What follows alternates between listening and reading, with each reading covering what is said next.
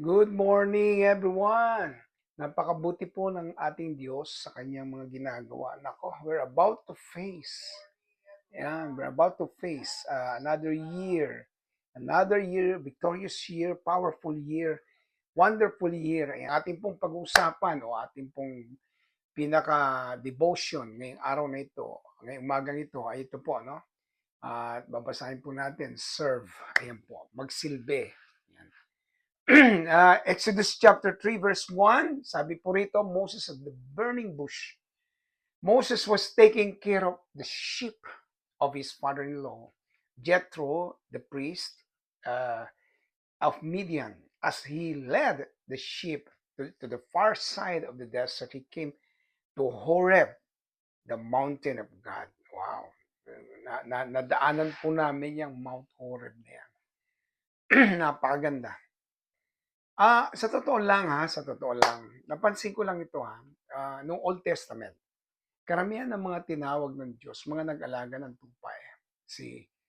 Mula po kay Abraham, Isaac, Jacob, tapos si Joseph hindi masyado eh. Si David, yan, narinig natin yan, nag-alaga din ng tupa. Tapos itong si Moses, nag-alaga din ng tupa. Ang dami po niya mga ginamit ng Diyos na nag-alaga ng tupa. At nakakatuwa ang Diyos. Tayo po'y manalangin. God, we thank you so much for your words. We ask that you bless everything that we're going to talk about. I-bless mo po ang bawat isa. Naniwala kami may gagawin ka, matindi, makapangyarihan. We give you praise, honor, and glory in Jesus' mighty name. Amen and amen. Well, ito pong pag-usapan natin is about serve. Ayan, at itutuloy ko po. As you take care of the sheep, God will lead you to His will. Ngayon, wala na tayong pag-aalaga ng tupa.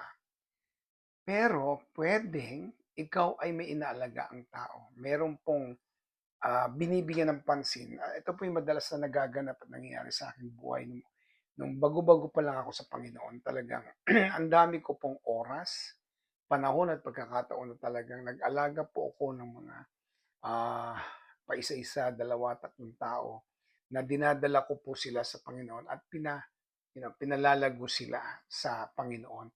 Alam nyo, huwag mong maliitin yung maliliit na pagkakataon na ikaw ay ginagamit ng Panginoon. Sa pamilya mo, kaibigan mo, tuloy mo lang yan. Ngayon, kung ikaw naman ang inaalagaan, mag-pray ka, Lord, bigyan mo ako ng taong matututukan ko, mapangunahan ko, at may gagawin ka, Diyos. Yan, ang ganda nun eh, di ba? And then, an encounter will happen. Pag kasi nagawa mo yon, nasubukan mong mag-alaga na isa, dalawa, tatlo, hindi mo po sila inaalagaan para maging iyo. Inalagaan mo po sila para mapalapit sa Panginoon. Magamit ng Diyos, makita nila ang sarili lang kagamit-gamit sa gawain ng Panginoon. At kapag nakita po yon, alam nyo, ikaw mismo, you yourself will have an encounter with God. Encounter na hindi mo akalain na gagawin ng Diyos sa iyo para patunayan na ikaw ay tinatawag niya, na para patunayan na gusto niya na ikaw mag-serve sa isang malawakang gawain sa Kanya. At ito po ang aking pwedeng iwanan sa inyo. No? Wala pong sinisino ang Diyos. Walang bata, walang matanda, walang young youth, walang young adult, kung ano man, kung anong edad ka man. No? At hindi po yan sinasabi natin uso-uso sa ganyan. No? Sa totoo lang, pag nakipag-usap ang Diyos sa isang tao, kahit anong edad yan, the Lord will use you. Yan. The Lord will use you. At totoo po yan. Dapat nating maintindihan at maunawaan. At ang sabi nga dito sa verse na ito, Exodus chapter 3 verse 2, the messenger of the Lord appeared to him there as flames of fire coming out of a bush. Moses looked, and although the bush was on fire, it was not burning up. Huwag kang matakot. Ang Diyos po, sa simula pa lang ay talagang naglalagab na ang kanyang presensya. Grabe yan, pero hindi yan nakakamatay. Hindi nakakasugat, hindi nakakasakit. Nakakatuwa ang Diyos. Kapag po, huwag kang matakot sa kanyang presensya. Huwag kang matakot kapag po siya tumawag sa iyo. Huwag kang matakot kapag kinausap ka niya. Hindi ibig sabihin yun na ikukunin ka na ni Lord o mamamatay ka na. Hindi po yun. Hindi po ugali ng Diyos na gawin yun, na bumatay ng tao. Hindi niya po gawain yun. Ang gusto niya po ay maranasan mo siya at makilala siya sa malalim at bigyang pamaraan. So there will be a burning bush in your life, but it won't hurt you. Yeah, that burning bush is about an encounter with God. At ang sarap na ma-encounter si Jesus. Ayan. God is always giving time to our curiosity. Alam niyo si Moses, na curious lang siya eh. Na curious lang siya. Yan. Pag curious ka, kunyari, nakita mo, katulad yan, yung ginagawa ng JA1, Inner Healing and Deliverance, curious lang noon eh, nakakagulat. Pero pag curious ka, God will give you time for you para ma-meet yung curiosity mo, ma-meet yung pangailangan mo. Exodus chapter 3 verse 3, so he threw, why isn't this bush burning up? At na hindi niya natutupok yung puno. Apoy nga siya ng apoy, pero hindi niya natutupok yung puno. Alam niyo, nakakatuwa ang Diyos eh. Sa kanyang presensya, kahit kumapal pa yan, hindi ka para sirain, para ikaw ay buuin. Hindi para ikaw ay saktan, kundi ikaw ay bigyan ng magandang kaganapan. Hindi para ikaw ay sirain, kundi ikaw ay buuin muli at sabihin sa iyo, anak, gusto kitang gamitin. I must go over there and see this strange sight, sabi ni Moses. Pupuntahan ko yan, titignan ko tong kakaibang ito, no? Yung anointing niya. Make a step, then God will welcome you. Pag sinabi mo, Lord, gusto ko na magpagamit sa'yo. I want to serve you. Especially 2026, grabe po ang gagawin ng Diyos. Nabanggit ko po last Sunday, pag pinanood niyo po yung ating JA1 na Winnipeg, doon po ako nagbigay ng konting glimpse of what God is about to do in 2026. No? Nabanggit ko po din, there will be a great attack. Inimpress ng Lord sa akin, sabi niya ganyan, sa susunod na taon, anak, medyo atakihin kayo. No? Alam natin yan sa buhay ni President ng Amerika. No? Sa kanya, dahil born again yan eh. Pinapakita talagang kilala niya ang Diyos eh. Katulad ni Joel Villanueva, yan, pastor din yan eh. Yan eh, born again din eh. Atakin po lahat yan. At minsan bumabanggit din si Abante na siya ay pastor din. Yan, marami. Maatake po ang Word of God. But I want you to show yourself yung strong. Binanggit ko po doon na maging steady ka lang. Huwag kang matakot kahit tirahin pa tayo mga Kristiyano. Kasi dami-dami na tayo doon eh. Lahat sila may dalang Jesus eh. Di ba? Alam natin yan, ano? Make a step. Okay, mag-step na ako. Then God will welcome you. You welcome kanya, anak. Welcome. Serve me. Woo! Serve me, my son. Serve me, my daughter. Serve me, my beloved. Ayan. Eksakto Reynaldo Burtz. Serve Him with all your heart. Ayan, sa totoo lang. And then ituloy po natin, Exodus chapter 3 verse 4, when the Lord saw Moses had come over, babat nga, overcome yan eh, to see it. Alam nyo, kapag may presensya ng Diyos at naging curious tayo, dumiretso tayo, na overcome natin yung takot natin, no? God called to him from the bush. He will call you in that encounter. Sa encounter mong yan, diyan kanya tatawagin. Minsan may hindi magandang pangyayari, pero nalampasan mo. At sa paglampas mo yan, dun ka tatawagin. Minsan may nangyari sa'yo. May pinagdaanan ka at nalalampasan mo yan. At paglampas mo, sasabihin ni Lord, anak, lika dali. Ayan, tatawagin ka niya. Huwag kang mag-alala. Ikaw ay gagamitin ko sa malawakang gawain. Yes, everyone will be used by the Lord. Ayan, totoo po yan. Mabelen Manzanero. Totoo po yan. Sabi niya, here I am. Can we say that word, here I am, Lord? Ito na po ako, Lord. Here I am. 2026, I welcome. I welcome a door of service. Isang pintuang bukas, an open door of service, Lord. I want to serve you more. I want to serve you with all my heart. Woo! Gawin kaya natin yan, di ba? Sa puso natin, sa buhay natin. God, gusto ko na mag-serve. Binubuksan mo ng pintuan of service sa iyo. Tatawagin ka ng Diyos. Ang pangalan mo mismo ibabanggitin niya, Moses, Moses, Moses. Kahit sino ka pa, babanggitin niya. Dapat lang iintay niya lang yung salitang, here I am. Woo! When we say that, tapos na. May gagawin ng Lord. Tutuloy niya na yung kanyang plano. And then He will show you His will. Ipakikita niya ang plano niya sa iyo. Ipapakita niya kung anong dapat gawin. Ayan. Rev May Asensi Babia. Patiin lang po natin ito, no?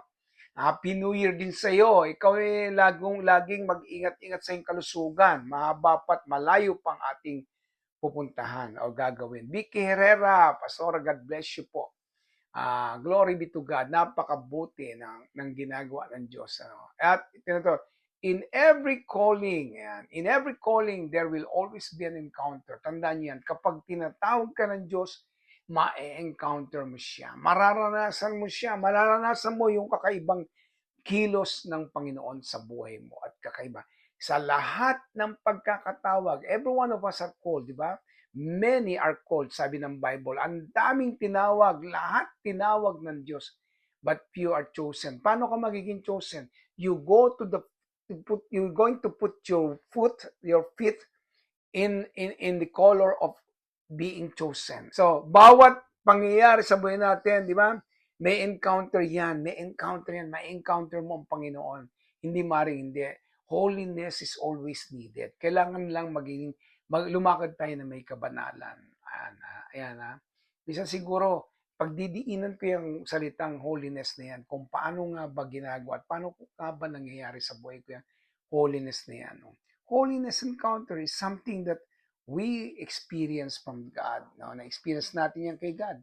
At meron tayong mararanasan kapangyarihan niya, pagkilos niya, presensya niya, which is for every one of us. Holiness is needed. Tinan po natin yan ha.